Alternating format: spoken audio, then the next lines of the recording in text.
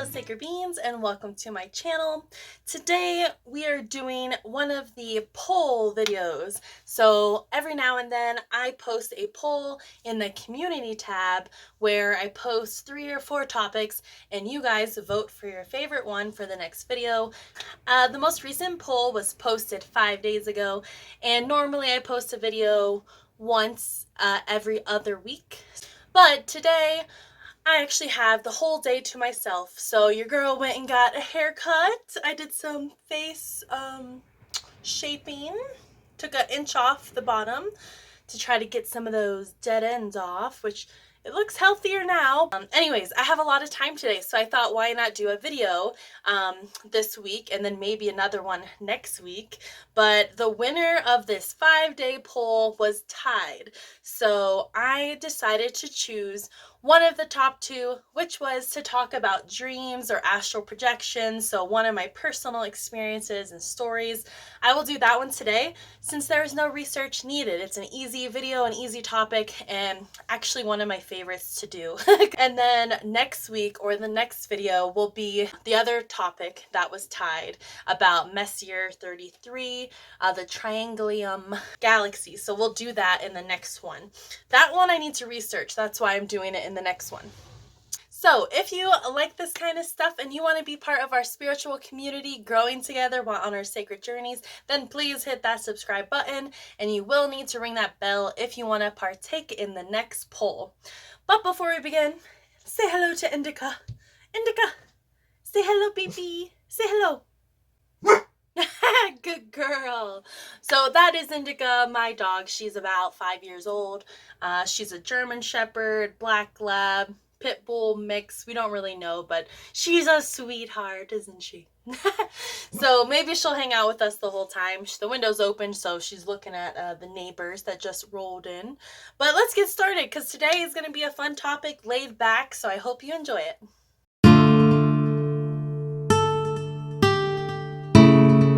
Okay, so this dream I had that I'm going to be sharing with you took place on July 8th, or the morning of July 9th in 2021. The date is important, 2021, and you will see why. So I'm just going to read from my dream journal, which is from my grandma with the gold rim. So let's begin. I was in a tall building with a deck that could see the sky. Possibly it was a huge hotel. I was alone and playing loud music. I went out on the porch and looked out to the sky. The entire dark sky was filled with what looked like coding. I could not read the words or letters, numbers, and patterns, but I noticed there was a color pattern of neon, greens, pinks, reds, purples, blue. This was possibly light languages, or messages from above, or a meaning that messages are always in the sky for us in our waking life. So literally it was a dark sky, and it looked like when your computer gets errors or reboots and it's all these words and lettering. It was like that, but neon colors and all these different shapes, like light language. If you have looked up the different light language symbols, it looked like that. And it was just swirling around in the sky. It was very intense. In that moment of thought, thinking like there's always messages in the sky, it's just if we are open enough to see them.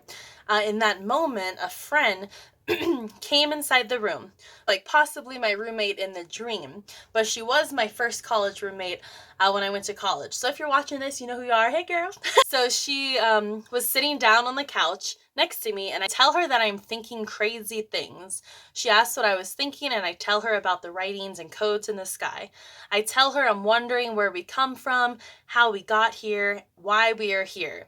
I don't remember any more of what we talked about after that. So then the dream shifts. I go downstairs, and it seems that I'm locked in this building, and I'm not supposed to leave. There are other people here now, even children. I'm getting a feeling that it's a type of school that I'm locked in, that I'm not supposed to leave. I see an older woman and a child by a door that I want to go through, but she had to put a code and scan her badge to enter. I try to sneak through while the door is shutting behind her, but when I try to lock it behind me, I can't, and an older woman sees me. I start to run down a hallway and into a different room that looks like an adult office with multiple people working on computers and talking to each other. I try to stay calm and act like I belong there and walk slowly in between each desk to get away from the woman that's chasing me. The woman catches up and sees me. She yells, "Stop," and grabs my hand. We face each other, and I think hard in my mind to turn this woman into stone. Her body starts to turn to stone from the feet up. She realizes what is happening and looks shocked. She is completely turned to stone. Everyone looks astonished and kind of scared. There's no other doors to leave through, so a man near a window opens up the window and points me outside. So I run out through the window. Once outside, I walk up to other kids my age and discover that this is a school or a place to supervise special people with gifts, like how I turned that woman to stone. I tell the kids we all have powers and we can use them freely, but they tell me that they can't use the powers or even know how to use them unless the teachers or the adults show them how. I try to convince them that they have the power that they need inside of them already and that they don't need this place to learn how to harness it or to use it. In that moment, something happens where I know it's not safe and that we need to leave. There's lava coming towards us. So in the distance, you can see lava coming over the land. For some reason, there's a random bed near us that we all jump on and fly away from the lava, hovering just above the ground. I think that I'm the one who got the bed to fly. As we are outrunning the lava, we find two guys playing football outside. So we land on the roof of their house. They must have been normal or non-power humans who thought seeing a flying bed to be crazy. They walk over to us and they ask us if they are dreaming. In that moment, I think we can't both be dreaming, but I'm not sure. So maybe they were dreaming and seeing me doing my stuff in their dream, which I thought was weird. I tell them that lava is coming and that they should come with us. They do, and the dream starts to trail off. But at some point during flying on the bed, I had the thought, what if when we die, our bodies return to the earth, but all the way down to the center of the earth, to the core, which is said to be full of magma? What if that's where our bodies go to? Once enough bodies die, then there's too much magma that the lava erupts up to Earth's surface.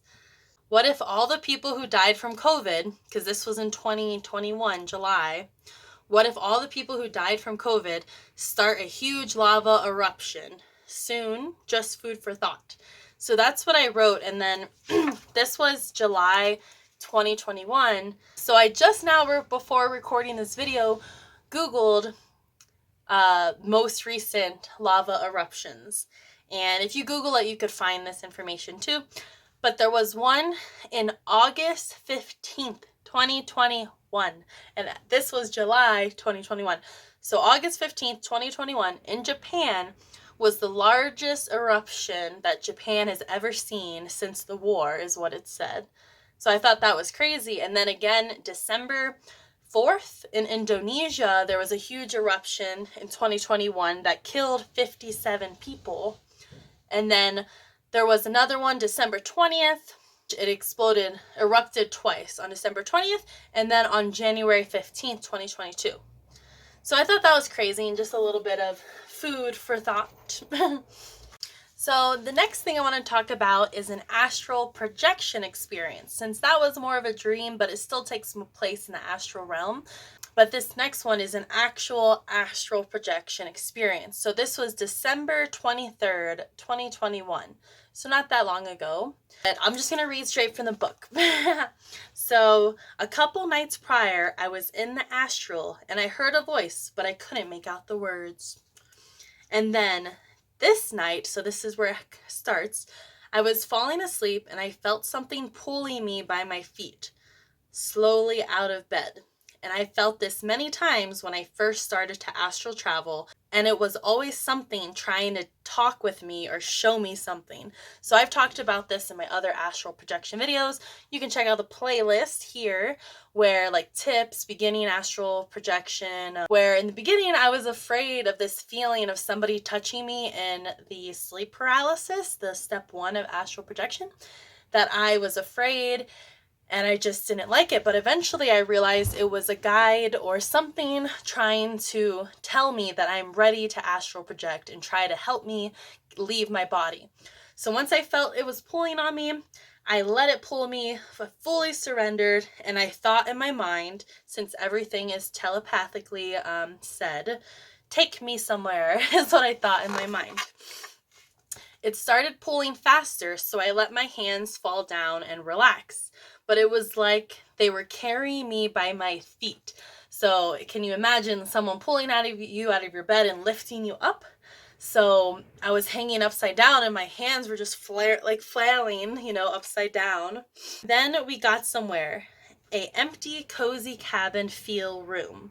Dim lights. I knew something was in the room with me, so I asked, "What is your name?" I didn't see anything. I just felt it. So I said, "What is your name?" The same thing as before. I could barely hear, and it sounded muffled or underwater. That's what happened the previous night. I said, "I can't hear you." Then the strangest things happened. I turned towards the way the voice was coming from, and it was a woman. But this is crazy. Her face was split into half. Her face was like split in half perfectly like this. And it was like a puzzle piece between her two faces, sides of her faces, and each side was changing different faces. It's like looking at every woman I've ever seen. So can you imagine a puzzle piece, this side of your face, this side of your face, but this is a different woman's face, and this is a different woman's face, and they're changing every few seconds, never matching up. But every woman I've ever seen in my waking life was there in this one woman. When I said, like, you look like every woman I've ever seen, it smiled, and I felt comfortable with no fear, like really safe. We started talking, and this is what I learned. So after all the talking, I was in and out of remembering because, that was so exciting to be talking to another guide. But basically, it was I need to listen more. She kept singing me a mantra. So the mantra from her to help me remember to listen more is, I am a good listener. I am listening. I am a good listener. I am listening. That's what she kept singing to me. She mentioned something like, you may have noticed time moving faster. And when I asked her about that, she was like, oh, I did say that, didn't I? Like, I wasn't supposed to catch on to that comment of me noticing that time is moving on faster. I was like, what do you mean? Like, the days are going by faster? Or our soul's time on earth is faster each time? Like a shorter and shorter life. So that's what I asked her. The days going by faster, or each reincarnation, your soul's life on earth is shorter and shorter. I told her I thought I would make it until 86 years old because that's what my pendulum said. So I've talked about the pendulum before. It's a really old video if you want to look at it. It's linked here. But basically you can ask a pendulum yes or no questions, and I asked it like ages of when I would die, and I narrowed it down to 86 years old. She shook her head when I told her that. I asked her sooner than 86, and she said yes, much sooner. I asked if it was my legs, because previously to this dream my legs were hurting, and like in my family history our legs are really thick, and there's varicose veins, like the thick veins that pop up a little, or like the really blue ones that you can kind of see. I forget what they're called. But yeah, and I've been noticing I have 2 spots on my leg that the vein is a little bump, and it doesn't bother me much, but sometimes like if I don't drink a lot of water, I can feel my legs like feeling tight a little bit. So I think that's why I said, is it because of my legs that I'm going to die sooner than 86? She said, maybe. I told her that we were going on a hike tomorrow, a walk tomorrow. So when I was going to wake up, she said, well, you better get going and get that started. So then I came back and woke up in shock. So basically, I got from this that I need to focus on my health, be more active, eat better, drink more water, and listen more. Listen to people, listen to my body, to nature, listen to my intuition. And we did go for a hike that next morning. It was like 2.5 hours. So I did keep my word to my guide. And then I also wrote at the very end, I also asked her if she was the same voice I heard from the other night, and she said no. So lots of spirit guides out there trying to give you messages. This one, I did wake up a little emotional. I'm not afraid of death, but I don't know, talking about it, about like, you know, what could be your cause and it's up to you to make a change is a little bit sensitive, right? Because you can control your health, but sometimes you are just like, I'm fine. I don't need to worry about it right now. But then when you do need to worry about it, it's too late. So that's all I wanted to share with you guys, is my dream and that astral projection. I hope you enjoyed it. Let me know what your thoughts are about my experiences, and please share any of yours down below. And then in the next video, I will get back to the other request, which I am excited to start researching. But anyways, thank you guys so much for watching. As always, you guys are amazing, and I will see you in the next one. Bye!